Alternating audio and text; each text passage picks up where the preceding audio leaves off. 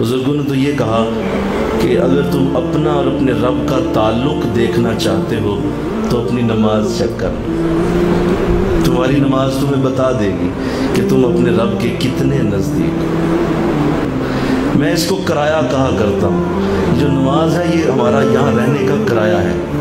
جس طرح کوئی شخص اگر آپ کے گھر میں کرایہ دار رہے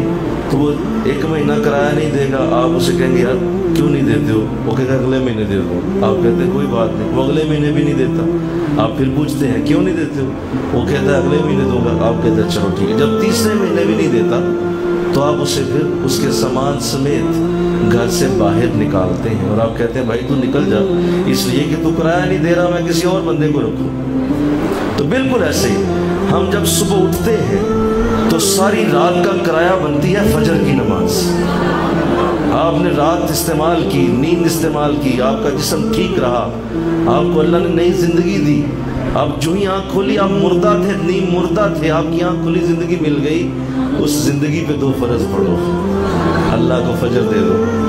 اللہ کہتا ہے کرایہ آ گیا، ٹھیک ہے۔ اب فجر سے ظہر تک کھانا پینا، سورج، ہوا، پانی، غذا، دل کی دھڑکن، اولاد، والدین، کاروبار، دکانداریاں، جابس، یہ سب کچھ تم نے استعمال کیا،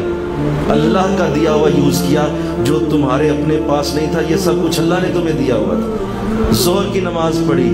وہ سارا کرایہ ادا ہو گیا، پھر عصر پڑھی، کرایہ ادا ہو گیا، مغرب پڑھی، کرایہ، عشاء پڑھی، کرایہ دے دیا،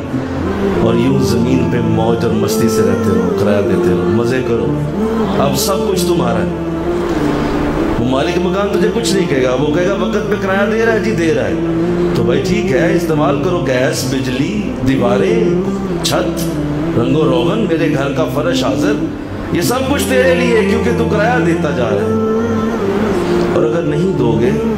تو اللہ اس کرائے کو نکلوائے گا، وہ کبھی نہیں چھوڑے گا اسے، وہ تمہارے اس کرائے کو نکلوائے گا کسی اسپتال کے بیڈ پہ لٹا کے، وہاں لٹا لے گا اور وہاں اس کرائے کو وصول کرے، نہیں تو کسی عدالت کے کٹہرے پہ کھڑا کر دے، کسی جو ہے وہ شدید ترین ذلت میں ڈال کے معافیاں منگوا کے لوگوں کی،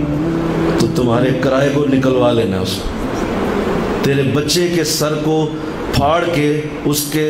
اس کا جو آپریشن کروا کے تیرے جو دل میں درد ہوئی ہے نا، یہ ان نمازوں کے چھوڑنے کا کرایہ وصول کیا اس نے۔ اور وہ جو تیرا کاروبار بند ہو گیا ہے، اور وہ جو تیری دکان پہ گاہک آنا چھوڑ گئے ہیں،